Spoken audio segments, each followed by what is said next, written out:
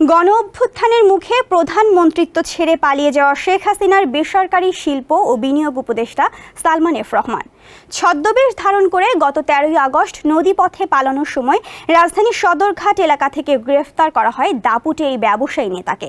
রাজধানীর new market থানায় দায়ের করা হত্যা মামলায় ১০ দিনের রিমান্ডে রয়েছেন সালমান এফ রহমান, যেখানে জেরার মুখে গোয়েন্দাদের কাছে চাঞ্চল্যকর তথ্য দিতে শুরু করেছেন তিনি। দফায় দফায় জিজ্ঞাসাবাদে বেরিয়ে এসেছে তার অর্থ লোপাটের নানা কাহিনী।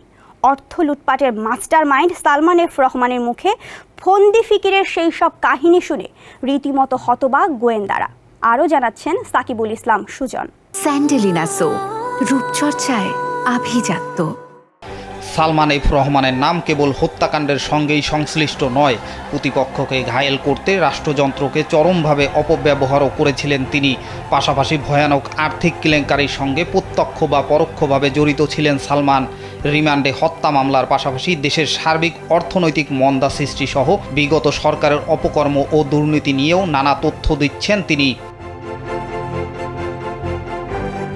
দেশের ব্যাংক খাত, পুঁজিবাজার, বন্ড মার্কেট সহ পুরো আর্থিক খাতকে কলুষিত করার পেছনে মাস্টার মাইন্ড হিসেবে কাজ করেছেন সদ্য বিদায়ী প্রধানমন্ত্রীর বেসরকারি শিল্প ও বিনিয়োগ উপদেষ্টা সালমান এফ রহমান।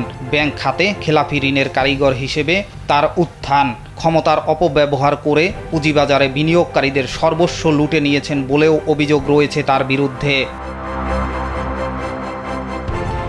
সালমান এফ রহমানকে ঋণ খেলাপির জনক হিসেবে আখ্যা দিয়েছেন ব্যাংক কর্মকর্তারা। সরকারি বেসরকারি 60টি ব্যাংক থেকে তিনি নিয়েছেন প্রায় 37,000 কোটি টাকা।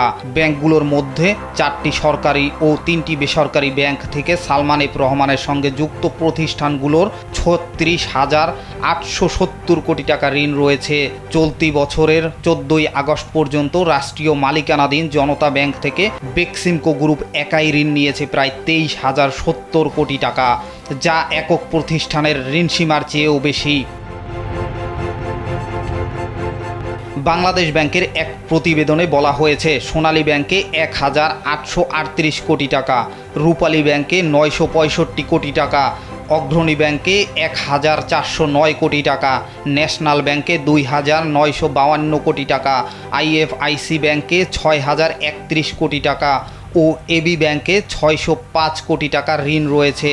তবে শুধু আইএফআইসি ব্যাংকেই সালমান এফ রহমানের নামে বেনামে থাকা প্রতিষ্ঠানগুলোর ঋণের পরিমাণ প্রায় 11,000 কোটি টাকা। আইএফআইসি ব্যাংকের শীর্ষ ঋণ গ্রহীতাদের মধ্যে রয়েছে শ্রীপুর টাউনশিপ লিমিটেডের ঋণের পরিমাণ 1,020 কোটি টাকা, সানস্টার বিজনেসের ঋণ 615 কোটি টাকা, ফারিস্ট বিজনেসের ঋণ 614 কোটি টাকা, কসমস কমোডিটিস লিমিটেডের ঋণ 612 কোটি টাকা ও উত্তরা জুট ফাইবার্সের ঋণ 552 কোটি টাকা। সাকিবুল ইসলাম সুজন, কালবেলা।